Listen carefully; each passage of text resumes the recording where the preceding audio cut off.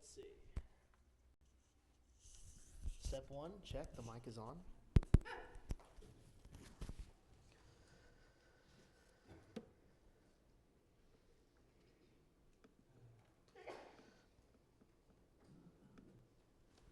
Alrighty, that should be good.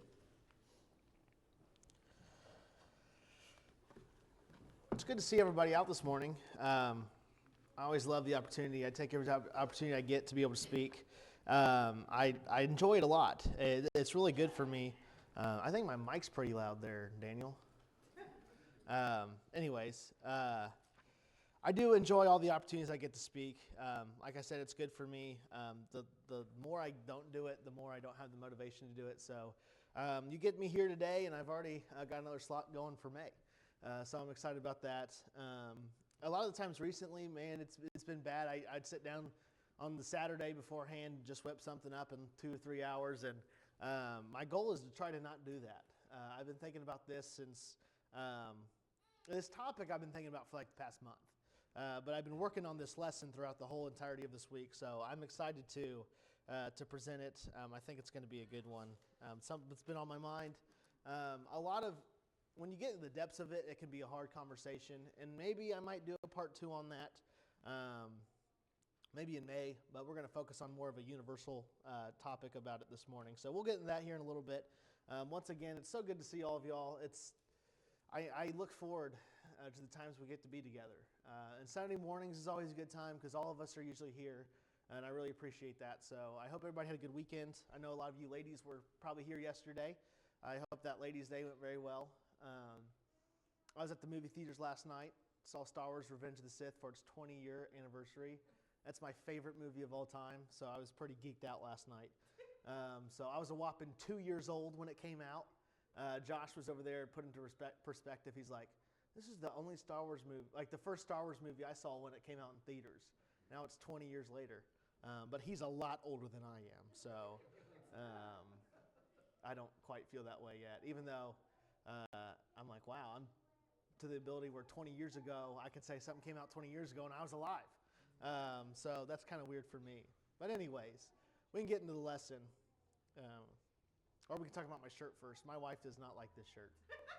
But I really like this shirt. I think I look good in this shirt.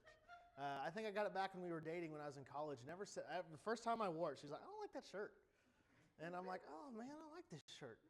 So when you come up and talk to me afterwards, we can have a poll going and see who likes the shirt. And if enough people say they don't like the shirt, then I'll get rid of the shirt. I'll throw it in the fire or something. So, alrighty, let's get into it. I don't know if you've ever been in those situations in life where you have gone about a situation, maybe had not gone about it in the right way, or you messed up in a certain way, or did something you weren't supposed to, and you had someone who was a part of the situation reach back out to you a little bit afterwards, say, hey, I noticed how you took about in this situation. I noticed how you acted, or the way you decided to go about things. And I always wanted to give you a call saying, hey, I don't think it was right. Wanting to kind of reach out and say, hey, I just want to warn you about that. I know there's been a few times in my life where I've hit that, where somebody has seen an action I did and they kind of pulled me aside or reached out to me afterwards and be like, hey, Zack, I'm not sure that's really the way you should have gone about that. What I want to talk about this morning is this idea that God can do that same exact thing to us, right? We go about situations in life where God might give us a ring. He might kind of reach out to us a little bit, and he kind of calls us in certain ways.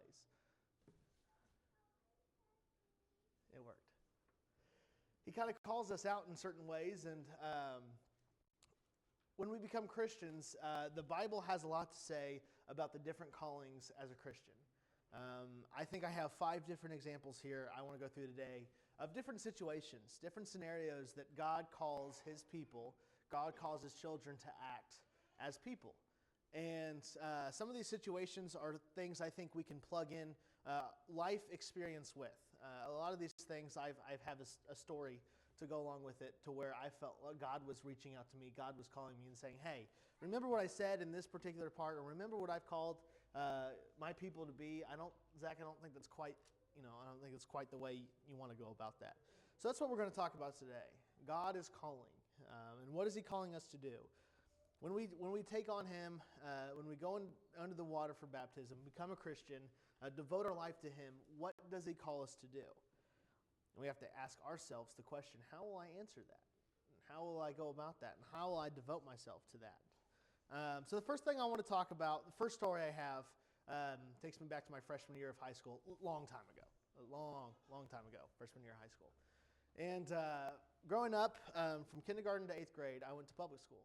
So when you're in a public school system, you usually grow up with kind of the same amount of people, right? You're friends with the same group for 8, 9 years, however long it is. And a lot of times you go into the high school and the public school systems, you're still friends. You just grow up with these people. But after 8th grade, I transferred over to a private school to where my brother went. So I knew him, and I knew a couple other people. I knew of some other people. But when I went into high school, it was time for me to find some new friends. I went to a school where I didn't know a whole lot of people. So I was in the situation to where, all right, this is where I'm going to be for the next 4 years. So time to decide, who am I going to spend these 4 years with? I remember the first group of kids I started hanging out with. I guess you could call high schoolers kids. You can still do that, right? So the first group of kids I hung out with, the first semester of freshman year, I was attempting to make the basketball team. So I'd go to there's a bunch of morning workouts that you do throughout the semester to prepare, because basketball was towards the winter. I think it was November when they started the season up. So I would go to these workouts and hang out with the guys also trying out for the basketball team. And as you can consider, even at a place like a Christian school, people think a lot of themselves when they're good at sports. And so those people I was hanging out with for that first semester of high school wasn't necessarily the great influence on me. But anyways, I remember this specific moment to where I think I was waiting for my brother. He had to stay after school for a little bit. He was the one who, unfortunately, I had to hitch a ride with to and from school. He was scary, man, when he first got his license. But anyways, that's against the point. I think I was waiting on him to get out of something so we could go home. And I remember hanging out with these guys, and there was this shorter kid who came up and was talking with us, and we were just kind of giving him a hard time. We were kind of teasing him about things and all that silly high school stuff that, those who, I was in the group, we thought we were better than everybody else. We were giving this guy a hard time. It was silly. It was ridiculous. It was not what I should have been doing. So as my brother's walking out to come grab me to go to the car, he saw what I was doing, and when we got in the car, he was like, "Dude, what was that?" And I'm like, "What do you mean?" He's like, "I saw the way that you were treating that kid, the way you were teasing him and making fun of him." And he's like, "What were you doing?" I'm like, "I didn't really even think about it. I thought, we were just hanging out as friends and stuff." And he's like, "I don't think that's how you should be acting." So kudos to him for a big brother moment there, kind of calling me out on that. But that reminds me of a passage in Galatians chapter 5. Starting in verse 7, it says, "You were running a good race. Who cut it on you to keep you from obeying the truth? That kind of persuasion does not come from the one who calls you. A little yeast works through the whole batch of dough. I am confident in the Lord that you will take no other view. The one who is throwing you into confusion, whoever that may be, will have to pay the penalty. Brothers and sisters, if I am still preaching circumcision, why am I still to be persecuted? In that case, the offense of the cross has been abolished. For those agitators, I wish they would go the whole way and emasculate themselves." And verse 13 is really where I want to put my focus on this particular point. It says in verse 13, "You, my brothers and sisters, were called to be free, but do not use your freedom to indulge the flesh, rather to serve one another humbly in love. For the entire law is to be fulfilled in keeping this one command: love your neighbor as yourself. If you bite and devour each other, watch out, or you will be destroyed by each other." Now, if you relate this passage, specifically verses 13 through 15, to the story I just said, do you think in that example I was treating people around me the way I should have? Or was it more like devouring each other and not treating each other nicely in a way that we have not been called? Verse 13, it says, "You were called to be free." And it kind of gives this equation of, you are called to be free, but don't use your freedom to indulge the flesh. Rather, serve one another humbly in love. I love the way the NIV kind of represents that. They use that term humbly. But did you know, as Christians, as people of God, we are called to serve one another? That we are called to love one another, and we can't have a bad attitude about that. A lot of times I think I point out other situations in my life where I did a good thing and someone complimented on me, and I was like, I realized I did that just for the glory and praise of it. Is that being humble? Is that the same calling that God's calling us here in Galatians? And Paul's talking about, the difference between the preaching circumcision and all this persecution or whatever it is, right? But he's saying this is not how we should be attacking each other, right? We're all going to have different views, but the way that God has called us as His people is not to devour each other, is not to treat one another poorly. I relate that back to the story I said. It was like I was treating that little guy poorly. That was not the way I've been called to as a Christian. Love your neighbor as yourself. God does not want us to devour and to bite one another, right? He doesn't want us to destroy one another. We're called to serve one another. And that's important, right? How are we treating one another? We are all equally as important in this race as one another. There's none of us who's better than the other, right? God doesn't ever see that. He made us all differently, but in the same way. He made us all as His people. I was explaining this point to my wife, and she said, that reminds me of Jonathan and David. And I think it's 1 Samuel 20, around there, where Jonathan reaches out to David. It was like, dude, why are you freaking out, right? Why are you doing all these things? And he was like, your dad's going to kill me and all these things. And I think she was right on that. I think God can use other people to reach out to us. And that's another kind of sub-point I want to make on this serving one another. And the story I made, I think God used my brother in that situation to kind of reach out to me saying, hey, Zack, what were you doing there, man? Is that who you've been called to be? Is that who you want to represent yourself? Is this the kind of person you want to be? I think God can definitely use each of us to call one another out. That's a sub-point to that. So the first one, we are called to serve one another. Remember that. Called to serve one another. The second story goes a lot farther back to elementary school. 40, 50 years ago, man. But anyways, I remember back in elementary school, and this story is kind of cool because of how young I was and how much of an impact it makes on someone as young as I was. I don't remember what grade it is, but I remember being in the cafeteria. We were getting lunch, and there's this guy who was in my class. We weren't necessarily friends or anything, but he was carrying around a Bible in the cafeteria. And he walked by me, and I kind of gave him a look. He's like, what's going on, man? I'm like, you're carrying a Bible. He goes, yeah, it's got a lot of great stuff in it. And I just found this book, and I'm learning a whole lot of new things. And, man, it's just got a whole lot of good stuff in it. And, I've been in the church my whole life, right? My parents have raised me in the faith ever since I was born. But as a child and someone who was as young as I was, it could have been a lot of people, especially the public school system, didn't have that kind of faith. So I kind of hid it, right? I kind of didn't let it shine as much as I should have, even at a young age. So I was like, you're carrying around a Bible, and everybody can see it. And he's like, yeah, it's got a lot of good stuff in it, man. It's got it. And this guy was obviously, I don't think his family was a faith-based, because he said, this is new to me. Right? This is new to me. I'm learning a whole lot of new things. It's kind of, it's such good stuff. And I look back on that story, and I'm like, Zack, why did you judge that guy so harshly? You were in the same position as him. You also thought the Bible had a lot of good things to say. But I remember in that moment, I was like, you're weird for carrying that around, man. Like, this is not normal to have. This is not normal for you to be out in school carrying a Bible and just talking about it. But now that I look back at it, I'm really fascinated by the excitement of that guy. Like, man, it's got a lot of good stuff in it. I don't care. I'll tell everybody about it. He's like, you should read it. I'm like, I've read a little bit of it, right? But to see him at such a young age and carrying that around and then looking at me, and these are all stories of me being in the wrong. I think we've all been there. But I'm kind of ashamed of, I had an opportunity to kind of connect with someone on a spiritual level at that young age, and I didn't take it the right way. And now we look at a passage like 1 Peter chapter 1, starting in verse 13, it says, therefore get your minds ready for action, being fully sober, and set your hope completely on the grace that will be brought to you when Jesus Christ is revealed. Like obedient children, do not comply with the evil urges you used to follow your ignorance, but like the Holy One who is called to you, become holy yourselves in all conduct, for it is written, you shall be holy because I am holy. Now you look at that story I just told. Was I acting in a holy manner? Was I acting in a pure manner? Or was I judging somebody for who they were? And then I look at a lot of other stories, right?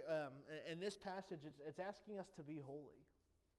How many times in your life can you look back and say, man, why was I using such dirty language? Or man, why was I referencing such terrible things? Or man, especially in my, growing up in school, I didn't always hang out with the right people, like I've talked about, and I just wanted them to like me. So all the things that I did just because I wanted them to like me. Is that being holy? Is that who God has called me to be? I think this passage is talking to everybody. I think this passage is a warning for everybody, especially those who are Christians, saying, get your minds ready for action, being fully sober. We're called to be holy all the time, and we're called to be ready for this, right? Because when that time comes, when you have the chance to show people and be the example, I think half of it has to do with the example we set. God calls us to be certain people for the same example. Just like that guy in elementary school, and he was like, yeah, I love this book. It's teaching me a lot. He was showing his light. He was being an example. On my hand, I don't think I was being very holy. I don't think I was being very pure when I was judging him. When I was saying, dude, you're weird for that. I told him that. So that's a little weird, don't you think? You shall be holy because I am holy. God has called us to be holy. God has called us to be pure. This has to do with purity, with the things we involve our life in. This has to do with the example we set. Because it's so easy to want to fit in with the world. And kind of another sub-point off of this, God has called us to be different. I think that's what holy means. Because holy is not very common nowadays, I don't think. Would you agree? I think holiness is not a lot of things we find in our street. I think purity is not a whole lot of things, a common thing to find in the streets today. God has called us to be different, and that means to be pure. That means to be sober-minded, right? He said, prepare your minds. Prepare yourself for action. The amount of times I look back and say, Zack, you were so close, but you just were a step off. You try to fit in with the wrong crowd. You let the wrong people influence you. And now look at you. Look at who you're influencing. There's a lot of people who are striving to be holy out there. And it's hard to do it when the people around you are influencing you in the wrong way. God calls us to be holy. The next one I want to talk about a story more recently. This is not years and years and years ago. But the next story I want to talk about is when I first started this job that I'm at now. I first started putting up garage doors every day. I was in the field, and I knew this a little bit about the trades, but not until I got in it. I think this is maybe a stereotype of the trades, but I think it's kind of true. You can kind of find it everywhere, but a lot of the times in the trades, you find a lot of people with pretty unique backgrounds. A lot of people come from some rough backgrounds, some rough childhoods, some rough growing ups.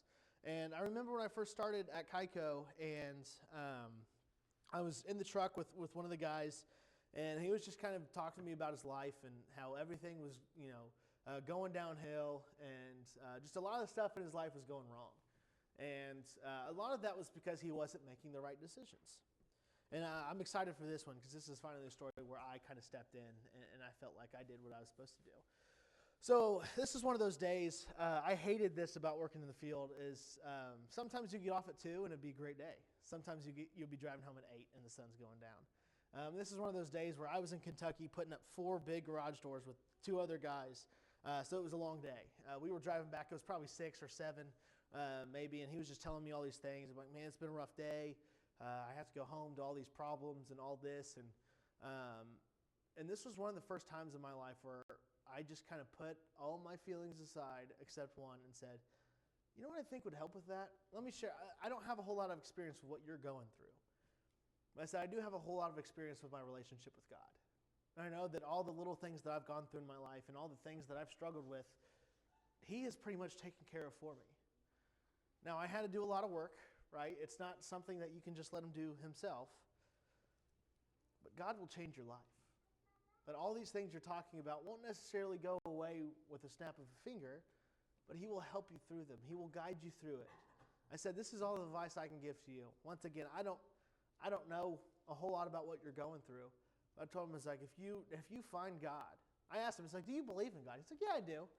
I've never been a churchgoer person. I said, look, it never hurts to give it a try. Because what's the worst that could happen? Knowing that if he truly committed himself to God, a lot of these problems would ease away over time and God would help him and show him a better life. It was a story I'm very proud of, because that, I think, is something that God calls us to do. And I look at a passage like Ephesians chapter 4. I talked about this a little bit today in class. It says, starting in verse 11, and he himself gave some as apostles, some as prophets, some as evangelists, some as pastors and teachers, to equip the saints for the work of ministry, that is, to build up the body of Christ, until we attain to the unity of faith and the knowledge of the Son of God, a mature person, attaining to the measures of Christ, full stature. So we are no longer to be children, tossed back and forth by waves and carried out by every wind of teaching, by the trickery of people who are craftily carry out their deceitful schemes, but practicing the truth in love, when we will in all things grow up into Christ, who is the head. From him the whole body grows, fitted and held together through every supporting ligament, as each one does its part. The body builds itself up in love. You think of the body of Christ. You think of all of us together as people, and you think, how really does it grow? How really does it expand? How really does it keep its strong structure in the middle? And this is exactly what this passage in Ephesians 4 is talking about. In that verse 11, we can move away from the apostles, prophets, evangelists, pastors, those kind of terms, because a lot of us are like, I'm not a pastor, right? I'm not a evangelist. I'm not a prophet, right? But I want to focus on that last term. I think a lot of us can more relate to that last term. Teachers. I think the point that I'm trying to get out with this is I think we all, each and every one of us, are called to be a teacher. I think we're all called by God to help grow the body in this way. Just like in that example I told you. Can you think of a time in your life where maybe you have mentioned something like that to somebody? Or you had shared your relationship with God and what that means to you? I very well believe that's a part of teaching, right? It's a part of all of us and rooted in us to teach others about what our experience with God is. And it doesn't have to be in this setting that I'm doing now.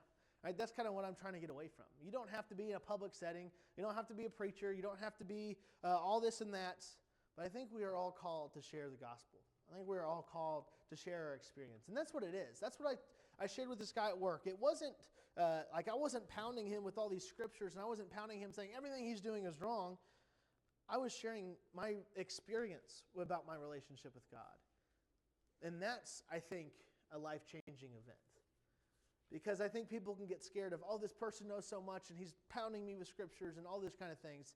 I think what Ephesians 4 here is showing us that if we want to help build up the body, if we want to bring others to Christ, we share our experience. We share what it means to us to be a child of God. We share what it means to us to have God in our life and have Him help us through our problems. I think that's what it means. I think we are all called to minister in that way. And I really want you to think about that. How many opportunities in your life have you had the chance to minister? Because it can be scary.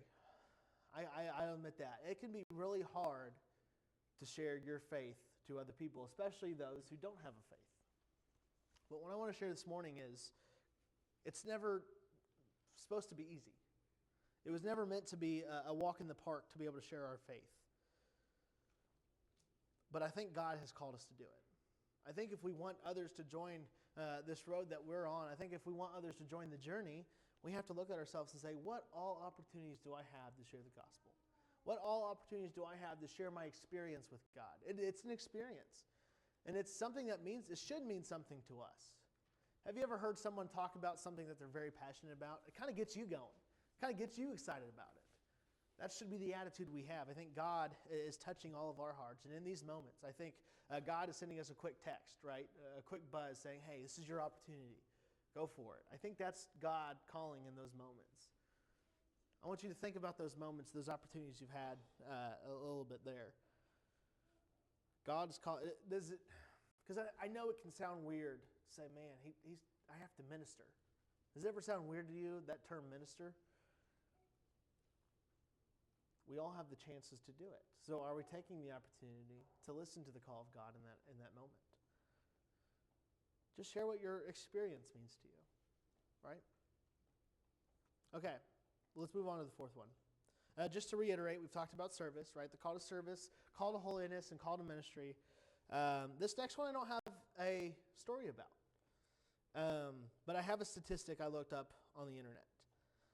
The research that I've done, it shows that there are over 50 countries in the world where regular persecution happens due to Christianity. Now you may be thinking, where's he going with this?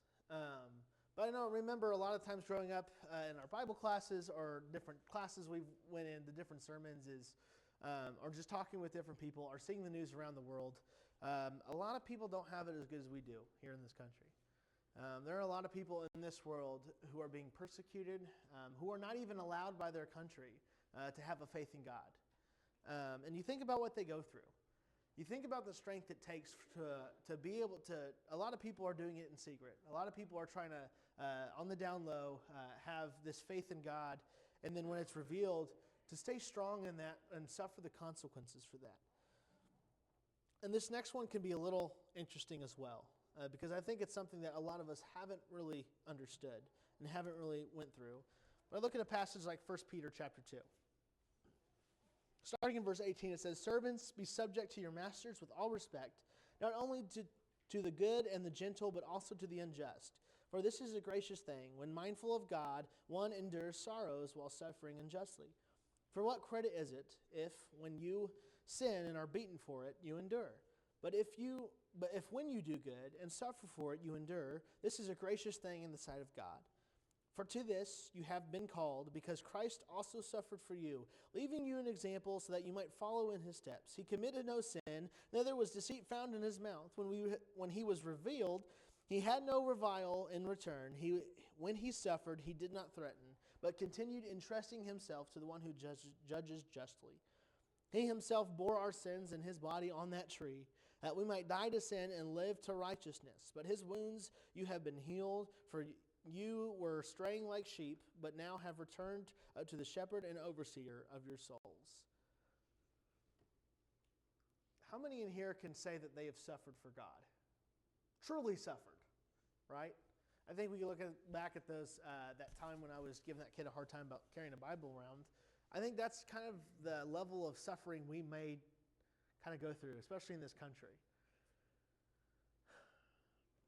But I want to take this opportunity to kind of put ourselves in the shoes of Jesus Christ. Because once again,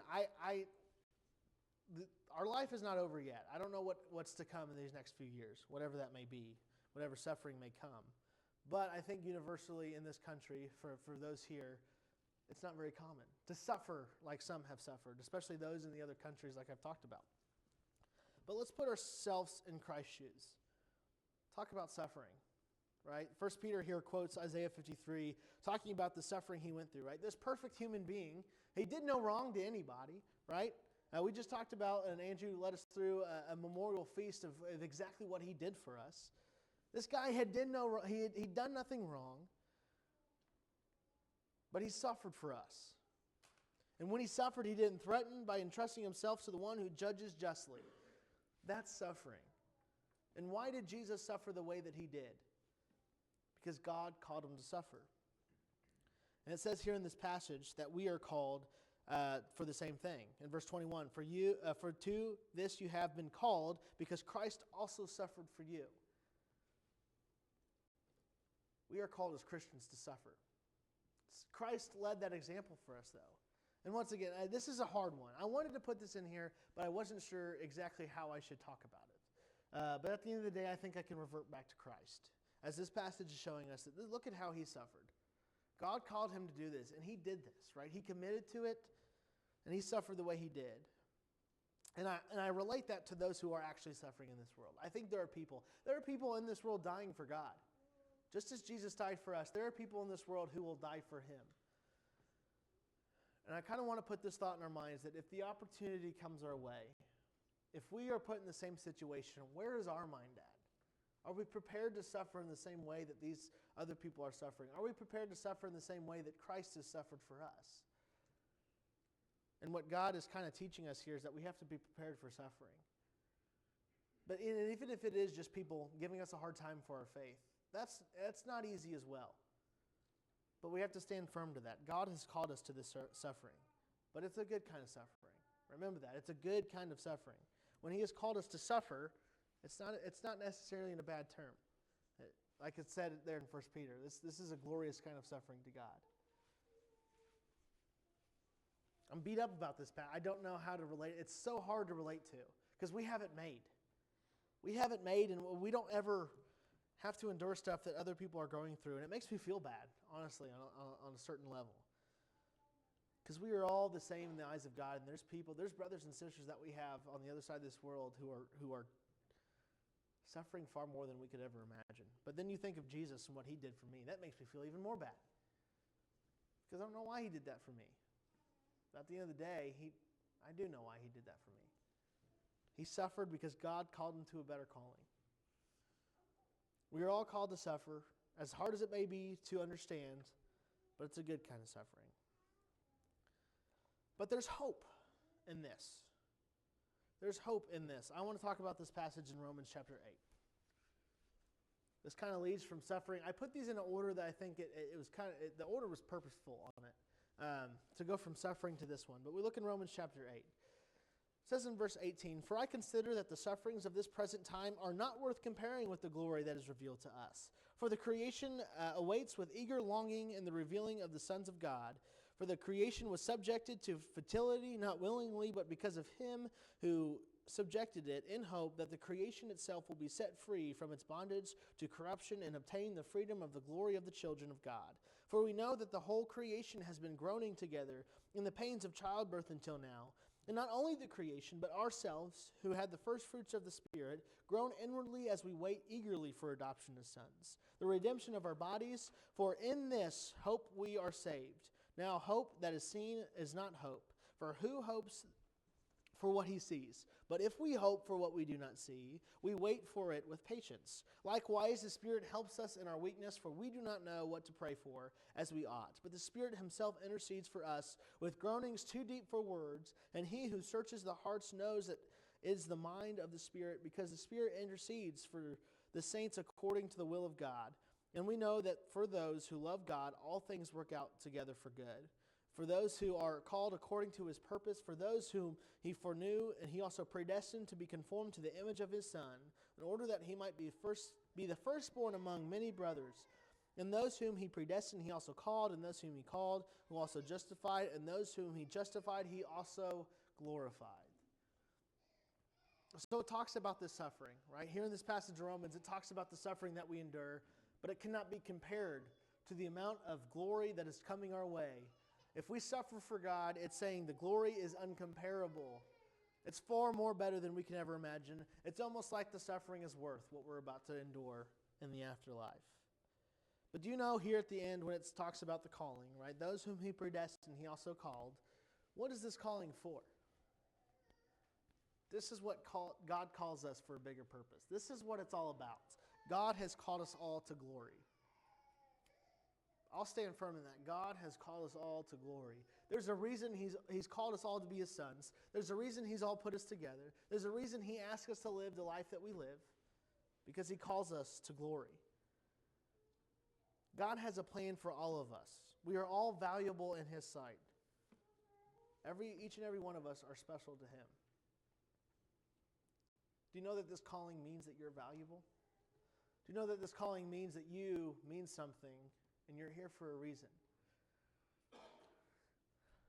Far too many times in life we can beat ourselves up. Far too many times in our life we can get low on things, and sometimes when we ask the question, is life even worth it? But think about this calling of glory that we have. Think about what God has done for us to set all of this up. Think about the path that He's laid out for all of us to go on. This is why He has called us in all these different ways. It all adds up together. The service, the life of service that we live, the way we treat one another, right?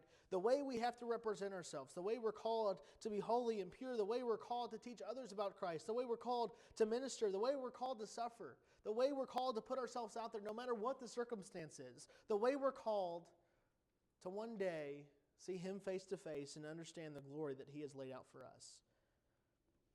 I had Ethan read that passage in Romans chapter 5. And in verses 3 through 5, it says that not only that, but we rejoice in our sufferings, knowing that suffering produces endurance, and endurance produces character, and character produces hope. And hope does not put us to shame, because God's love has been poured out into our hearts through the Holy Spirit who has been given to us. In all things that we go through in life, in all the sufferings that we may go through, right?